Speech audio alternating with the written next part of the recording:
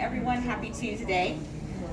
For our numbers for yesterday, we were only at about 63% on our interview on time starts. However, today's a new day and new day of the month for a new month, so we'll start there. We're continuing to monitor IMPACT-U, the mobility piece for our patients that are being assisted by OTPT, so we'll be looking on those stats for that. We are continuing to take care of our PCI patients, which will be cardiac patients that come to FPOD post-procedure. I'll be monitoring their length of stay, so just to give our higher leadership a breakdown of how long these patients are staying in the pod. We're expected not to have one patient each day, but a few maybe each week is what we were told. So very few, but just knowing that we have those patients. Also, on behalf of PACU, Periop, Trina wanted me to let everyone know that this morning we had Rudy's Barbecue deliver breakfast tacos to our ICU brothers and sisters to thank them for the compassionate care that they provided for our beloved friend and coworker Pam.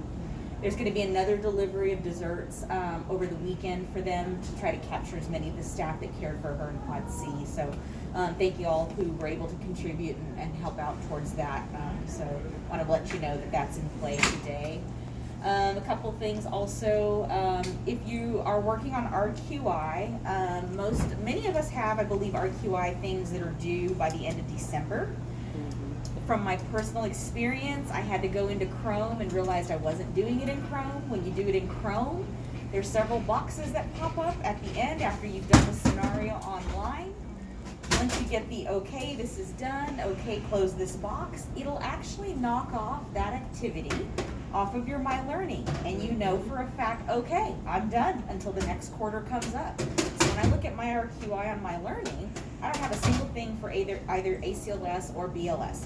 If your title still says in progress, somehow you didn't finish off the steps to clear it out, and so go back into Chrome, follow those steps so that it'll knock it off. Otherwise, when we get to December, you're going to still show up on the list as though you did not finish, even though you think you finished, and it showed that you passed the module. You still got to carry out a couple of steps after that.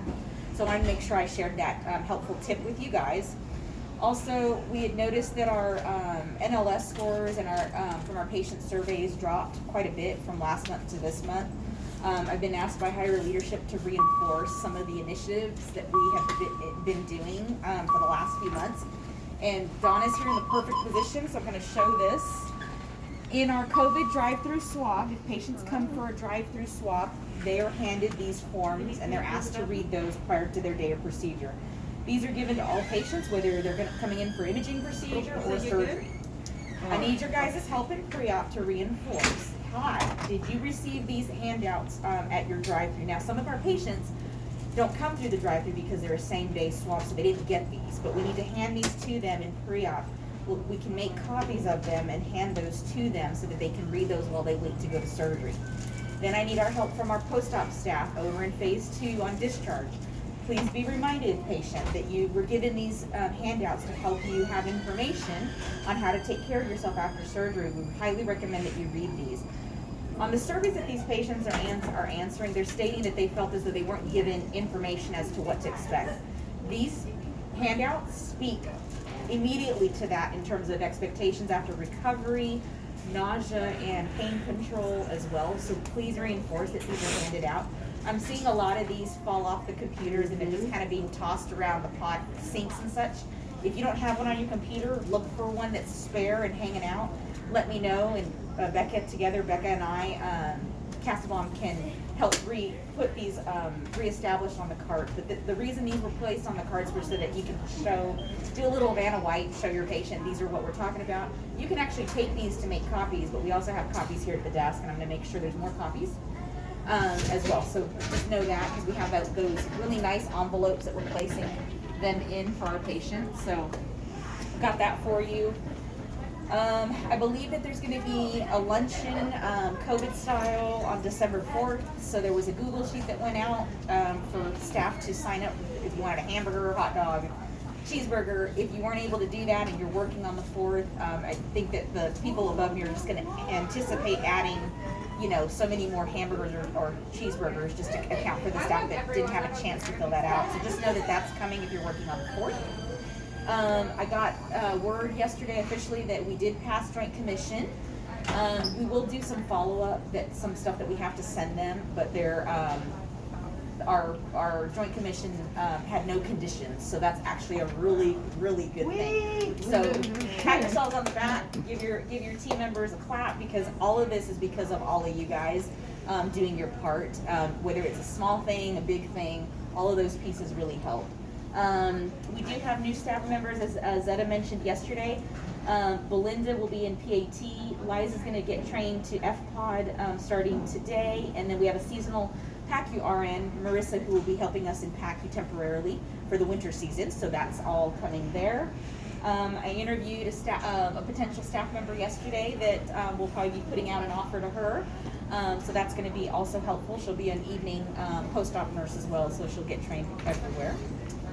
Anybody else have any recommendations or highlights, recognitions? Yes. Question, has there been any interest in the night position? So yes, so there is some entrance. I will let you know that our wonderful Leah Killian is going to trial the night shift on the next nursing schedule. Keep in mind it's a trial. If it doesn't work out, we're still going to need PACU night shift coverage for call. So maybe thank her for trialing it, because that's a big step. And if it works out for her long term, then that might work out for us to where we have fewer night shift calls that we need to cover. I do have off camera. Okay. Anything else? I just feeling like I might have some reminders that I'm missing, but I'll figure it out later. Send it to you guys. Be super diligent with social distancing, hand hygiene, all of it. We've got people coming down with respiratory symptoms related to COVID. They may not test positive for COVID, but if you have any of those symptoms on the screener tool, you got to call in and you got to get tested so that we know that you can come back to work. So don't delay on those things, because those do take a while. And just be careful, and thank you guys for all your help this week while Jan is on vacation. I think she's having a great time. It's pretty cold, 9 degrees where she's at. All right, thanks. A friend of mine wanted you guys to have Thank you. Recorded the whole time. Cool. Okay, awesome. Thank you for all your care